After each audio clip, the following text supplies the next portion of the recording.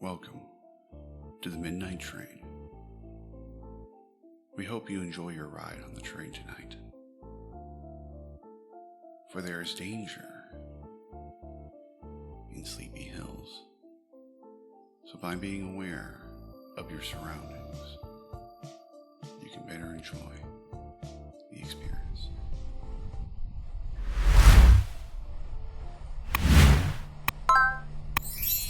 Billy was circling the stone bench, and his heart was pounding so hard that it was going to exit his furry chest. He did catch the smell of roadkill, and it was pushing him over the edge. As his eyes scanned the grassy field next to the church, the massive trees provided a shield to the hot burning sun. A memory flashed in his mind at that moment, bringing him back to the mound in the night before. Running through the grass that was eye level, and a deafening sound not far behind. Fear was all he knew at that moment, and the moonlight was providing him enough light to create a contrast from the trees below. The steepness and the decline of the mound. It was terrifying because at any moment he felt like he would fall forward and roll downwards to his demise. The pursuer's growls only confirmed that slowing down was not an option. The minute he felt the decline immediately changed. With his hind legs, he pushed himself forward with his sole focus to reach the tree line. His heart was pounding and his arms and legs felt like springs wound up so tight that they would soon snap. However, not even this would prevent him from achieving his goal. You would expect flashing lights and cheers when he reached the tree line, but a howl was all he heard.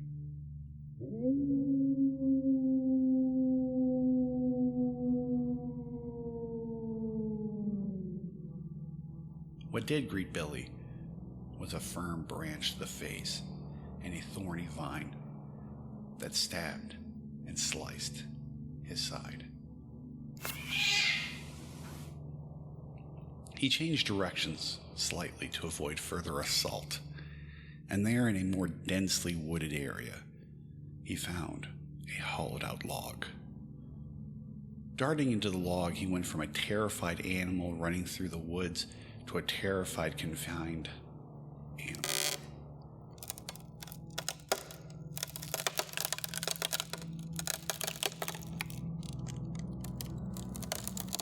Slowing down to see what had just occurred behind him, there was the green glowing eyes on the wolf, whose sole mission was to devour him. For Billy's sake, the hollowed-out entrance to the log was too small, and although fungus and termites tried with all their might to devour the tree resisted its fate with whatever it still had left. Billy's new goal was to escape his new holding cell, because although the tree log may be holding off fungus and termites, the wolf's violent attack with its sharp claws and sharp teeth were forming cracks that would only widen the entrance. Pushing forward, the log only got narrower till it reached a dead end. Here he turned to the entrance to a snarling beast with brighter eyes than before. It would not be long till the wolf could fit its head through. Changing his attention from the impending doom to the wooden walls, he pressed against them, searching for anything. It was with great effort and focus in the dark of night, with a growling beast halfway between the dead end and entrance, he found a soft, wet spot above his head. As his small claws dug into the mushy wood, another crack came from the entrance. The snout poked in for a few seconds before exiting and returning to the assault against the widening entrance. His claws were focused on the wet spot, and as quickly as he clawed away, they became caked with wood rot. He was forced to scrape them clean underneath him.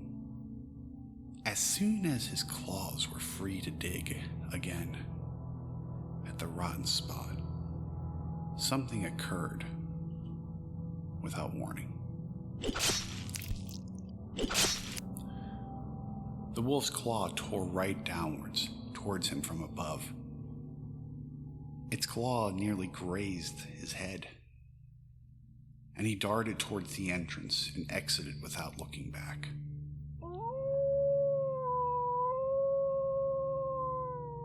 The moonlight brought the needed light as the sound of a wooden log behind him moved and echoed in the woods. It wasn't long before a snapping sound followed. This time, Billy was heading towards the city, and there was not a bush or vine that was going to catch him off guard. All fours left the ground as he leaped over the obstacles and changed direction as the surrounding became a bit more familiar. Hope was finally on his side as he saw a road approximately 100 feet and knew where it would lead. It was the moment he placed a single paw on the asphalt that he was struck from behind. Everything at that moment slowed down as he looked at the black and rocky road.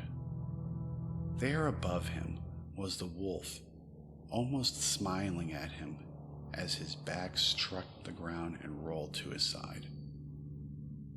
His head struck the hard surface. He laid there too tired to get up and too scared to live. The wolf slowly strolled itself towards him. He lost and the wolf won, and closing his eyes, he was ready to die a second time, and likely this would be his last.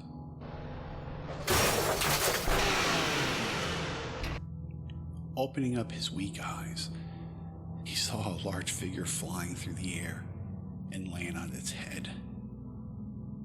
The smell of burnt rubber reached his nose, and the weight of his eyelids were too heavy, and gravity won with darkness, overtaking him again.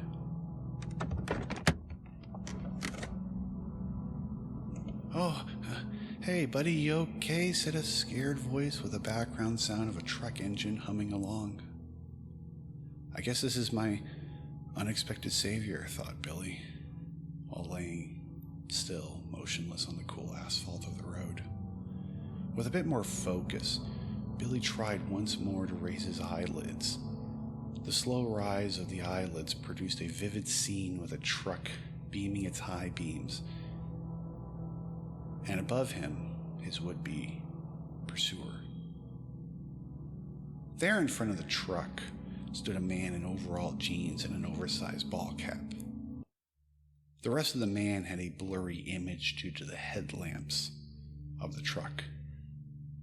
Moving Billy's weary eyes and head slightly upwards was the wolf laying on the asphalt in the middle of the road, and it appeared to be twisted. To Billy's relief, it appeared that the wolf was not breathing. A sigh of relief escaped his lips. "Oh man," in a stuttering-like tone from the truck driver. Then, what should have been impossible happened.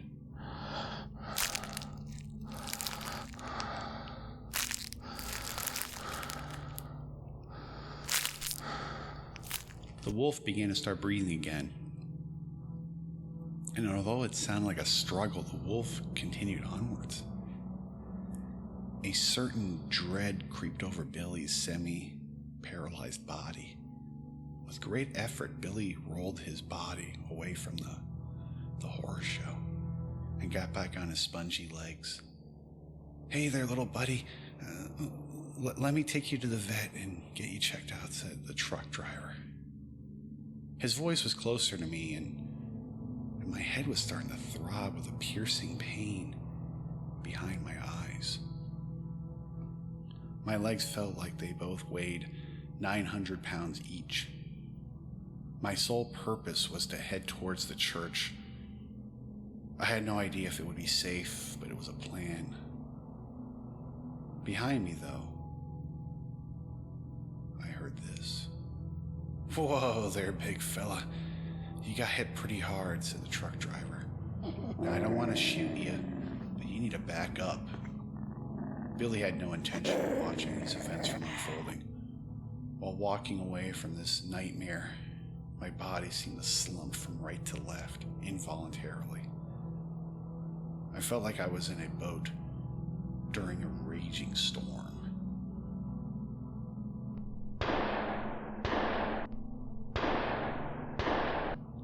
The gunshot gave me some motivation to run again. The ground moved up and down as the sound of a door slamming shut echoed. Street lamps began to disappear behind me, and images of cars blurred into giant blobs, and the passage of time appeared to slow down. Then the structure appeared. It was a tower where the church bell was stored. The time delay and the sensation of hardwood welcomed his claws. His arms began supporting his weight, but fear removed pain and reason from his mind as his body yet again crashed on a firmly cylindrical surface. A vibration could be felt reverberating on the surface that Billy laid on.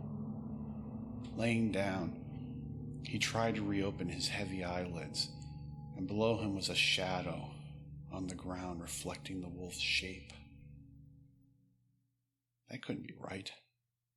The wolf's shadow appeared to grow in size. Then a voice entered his mind. It was not a male or a female voice, but a voice nonetheless. "You are not safe. You are not safe." The word should have pushed him over the edge, but he had already taken that plunge. Billy's war against sleep ended as the eyelids slammed shut. Billy's eyes reopened, and looking above him was Lucy with a worried expression on her face. "You gave me a good scare," she said as she rubbed my head, "and I found out where that terrible smell was coming from." As she carried me in her arms towards the base of the trunk of the tree, she slowly lowered me to the ground and led me to the base where the massive roots waited. Lucy pointed with her bony fingers, and there, laying on top of a large root, was a dead rat. Billy also gazed at the trunk of the tree and noticed claw marks in the bark of the tree. And as he slowly lowered his eyes back to the rat, Billy moved forward and inspected the rat a little bit more clearly. And what appeared to him was that the rat's throat was sliced open.